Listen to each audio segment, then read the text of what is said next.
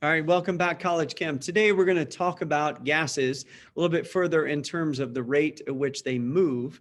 And we're going to talk about diffusion with a D and effusion with an E. Okay. And you've probably already watched the video on kinetic molecular theory to where Mr. Jorgensen talked about the fact that the kinetic energy of the particles is very much connected to the mass of the gas particles and the velocity of those particles. So I'm going to use one of these PhET simulations.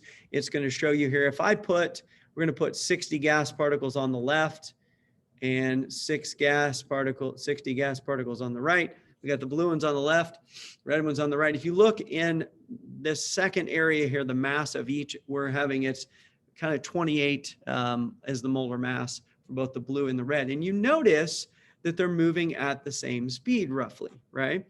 And that makes sense if the initial temperature for both of them is at 300. If I were to heat up the substance on the left, maybe up to 500, you're going to see the particles move faster, right? More kinetic energy, the particles will be moving faster. If I decrease it down to 50, notice they slow down. Well, what I'm going to do is I'm going to keep them at the same temperature. Therefore, they're moving at about the same velocity. What if we had something of a different mass? So these red ones, I'm going to lower the mass down to as low as I can go. I think it'll let me go to 4. Same temperature, but lower mass. What just happened? These particles are moving faster. Why are they moving faster? If they're going to have the same average kinetic energy as the particles on the left, because they're same temperature, they have to make up for it by moving faster, right? So lower mass, higher velocity, or higher mass, lower velocity. In fact, I'll make these as massive as it'll let me. It only makes them, let me go up to 32. So 2 different masses, therefore 2 different velocities, right? Although they're at the same temperature, their kinetic energies are the same on average. Their masses are different, therefore their velocities are different. What we're going to talk about is diffusion and effusion. Okay. If we were to talk about diffusion, let me talk about that first. Let me get rid of these red particles. Diffusion would be basically a gas spreading out into open space. So if I remove the divider, these gas particles will kind of expand and continue outward into the empty space. This is not much different than, let's say we came back from winter break and you realize you left your lunchbox in my room and it was over by the door and you're thinking, I don't even know what I had for lunch a couple of weeks ago, but you left it here. And so you open the container, and once you open that container, those gas particles start to seep out into the surroundings around where you are. And you wonder, well, who's going to be the first person to notice the rotten smell of your lunchbox? Well, you are for sure. But beyond that, it's whoever's sitting around you closest to you. And so these gas particles fan outward and they will continue. Remember, gas particles will take up the space of their container. So if you give it space, it'll keep moving outward. That is what diffusion is. Now, effusion is slightly different.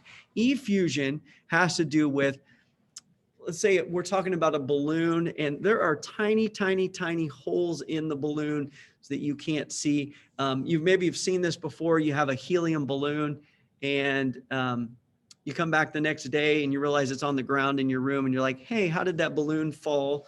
How did it shrink? Well, little gas particles effused with an E out of the tiny holes in the membrane or surface of that balloon. And so gas particles kind of seep through those tiny holes. Now the question becomes is, how does the mass of these particles and the size of these particles affect the rate at which they will effuse through these tiny holes in the container? Okay, so if you look at the red and the blue, if I were to cut a tiny hole, put a pinhole in that little membrane in between that divider, which particles would travel faster through that hole? So I'm going to hit the remove divider. And you can see pretty quickly, if I were to pause this, a lot of the red particles have already moved over. Not as many of the blue particles have, right? And so what we notice here, and I can continue and let this play, and this will just keep bouncing back and forth. These particles will eventually even out on both sides. You have pretty even numbers. because they will continue to kind of expand outward. But what you notice is the faster the particles, the faster they're going to go through the holes. Well, what is causing it to be faster? Same temperature, lighter mass is going to travel faster, heavier mass moves slower. So there's a connection here between the mass of the particles and the rate at which they effuse or leave their container, right? So I'm going to go to our handout here, and I'm going to work a little bit on this handout, and we'll do some of this also in class. But let me just kind of pull up here, handout 5.4, Kinetic Molecular Theory Part 2. We're going to talk about effusion. Effusion is the process in which a gas escapes from its container through a tiny hole into evacuated space. There's this law called Graham's law of effusion, which basically tells us that the rate at which a gas effuses is proportional to the square root of its molar mass. Okay, and molar mass typically is given in kilograms, although don't worry, because if we're looking at ratios of masses, whether we go grams or kilograms doesn't matter, because the ratios would still hold the same. So we're going to use actually molar mass as we do these problems. And so bottom line, this is really the equation that you care about that we're going to use. And when we put this as gas 1 versus gas 2, we typically say that gas 1 is lighter and gas 2 is heavier. So you have to really know which one is heavier and which one is lighter. Sometimes you'll see this set up as the rate of the lighter over the rate of the heavier instead of gas 1 and gas 2. But what that's equal to is that is equal to the square root of the ratios of the molar masses. Notice here carefully, gas 2's molar mass is on top, gas 1's molar mass is on bottom. Okay, so we have to put the heavier molar mass on top and compare it with the lighter molar mass. Okay, so that becomes a flip in the equation. We look at the molar mass of the heavier over the molar mass of the lighter. Okay, that is mostly what we will do with this equation, but we can also use that exact same ratio to find the proportional amount of time. Gas 2 is going to be slower in time, and gas 1 is going to be faster. So there will be times where we will use that also. All right, so let me give you a kind of a quick sample problem to kind of show you how this equation works. It's fairly easy to use. Which gas effuses faster and why? Well, here's what we'd have to do. We'd have to look at the molar mass of H2.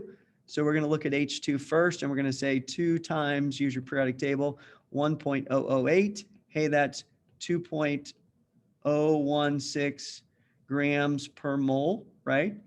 And then CO2 is 12.01 plus 2 times 16, right? Because that's the molar mass of oxygen. So we've got 32 plus 12. Hey, that's 44.01 grams per mole. We always say that we should know that the lighter one is faster. So H2 is faster.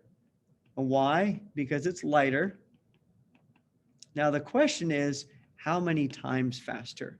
And that's really what I want to make sure that you can calculate. We're going to use this equation, rate of the lighter or faster over the rate of the heavier. So this is going to give us the proportional how many times faster the lighter one is than heavier. And then equals, we're going to do molar mass of the heavier gas, which in this case is CO2, over the molar mass of the lighter gas, which in this case is H2. So all we have to do is do the square root of this relationship of 44.01 divided by 2.016. So if we punch this into a calculator, here's all I'm going to do, 44.01 divided by 2.016. That gives me 21.83. Don't forget, we've got to square root it. So you hit the square root on your calculator, and basically you get an answer here of 4.67. So how we would interpret that, we would say that H2 is 4.67 times faster than CO2. Or we could say CO2 is 4.67 times slower than H2. There's really two ways to kind of interpret that, but that's what that number means. Don't forget to hit the square root button. That is the most common mistake on these problems, is people will set up the ratio and they'll find that the mass is a 4-to-1 ratio and they'll think, oh, the answer is 4. Well, you have to do the square root of 4, which in that case would be 2. So there you go. There you have it. Good luck.